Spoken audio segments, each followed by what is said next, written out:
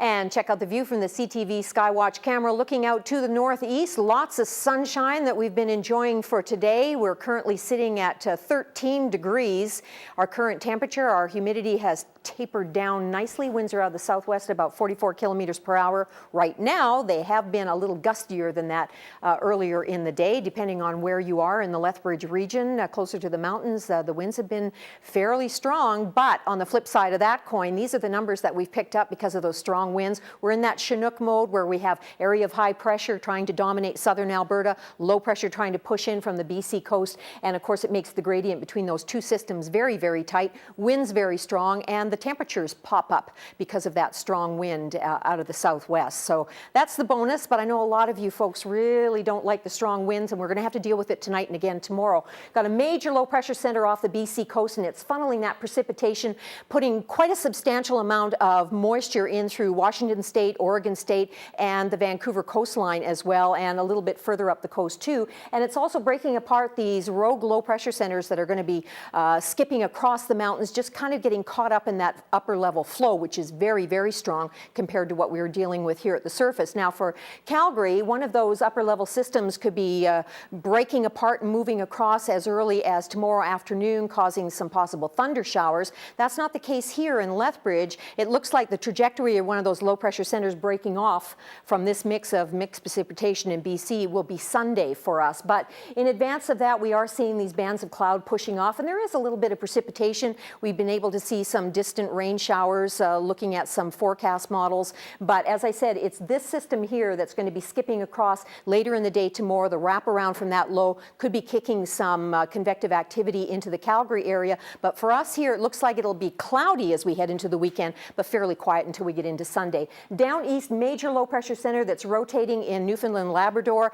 The rotation around that is pulling down a cooler air mass with precipitation. Looks like snow hitting most areas through the Maritime, southern Ontario. Looks like Halifax just getting some rain showers out of that, but other areas picking up some snow tomorrow. 2 degrees in Winnipeg right now, 14 in Regina and Saskatoon, 13 in the capital, 11 in Kelowna.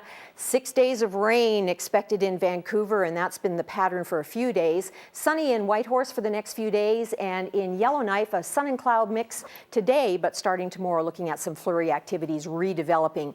East Kootenay, you're looking at that chance of shower activity tonight, 5 degrees for a low, 8 for a high tomorrow. Sun and cloud with that chance of precipitation as well. Winds will be out of the southwest in the afternoon. Crow's Nest Pass, look at that, overnight low of 2 degrees tomorrow. You've got a chance of afternoon showers mixed with a possible thunder shower. Southwest winds at 60 to 80 kilometers per hour in the afternoon. Medicine Hat, partly cloudy tonight, mainly cloudy tomorrow, 17 degrees for a daytime high.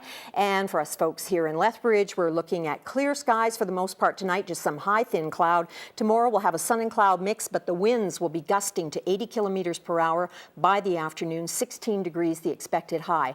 There's the 5-day forecast. Temperatures stay pretty stable, but as I was saying, as we get into the weekend, it looks like some of those cloud bands are going to be hanging around a little longer, and Sunday's our target day to see some precipitation. That's the way it looks right now, but temperature-wise, we're doing really good. 10 degrees is average for this time of year. Now, meet our last recipient of the 2012 YWCA Women of Distinction Awards. I was born in the Gatineau Valley. That's about 20 miles north of Ottawa, on a farm, in a house that my granddad built in 1900. And he was a very wise man. He could not read or write, but we always had running water and a flush toilet in our house. I'm very proud of it. It's my claim to fame.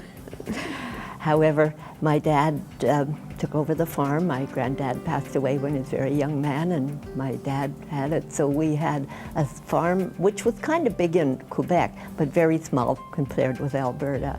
But we had mixed farming, and I was one of 5 children, the second youngest. So we all had our jobs to do, and we lived about half a mile from the school, and of course went to a one-room school. My first job was, one morning my dad woke me up and said the person who was lighting the fire at the school couldn't do it, lighting the stove, and he thought I could do it. So he said, I'll come with you this morning and show you how to light the fire. And Anyway, he showed me I had to bring the wood in, start the stove, and keep it going all day, and make sure the wood box was full. That was my first job. My kids were very surprised to hear that.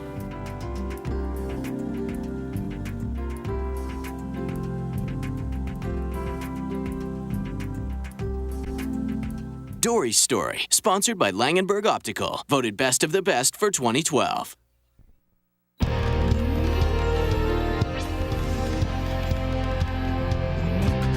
You've probably heard the expression dead tired, but new research suggests that might be more true than you think. Researchers say people who get less than 6 hours of sleep a night are twice as likely to have a stroke or heart attack than those who sleep between 6 to 8 hours. They are 70% more likely to have congestive heart failure, and studies suggest almost 1 in 3 people aren't getting enough sleep. Then again, sleeping too much isn't healthy either. People who sleep more than 8 hours a night have a greater risk of developing coronary artery disease.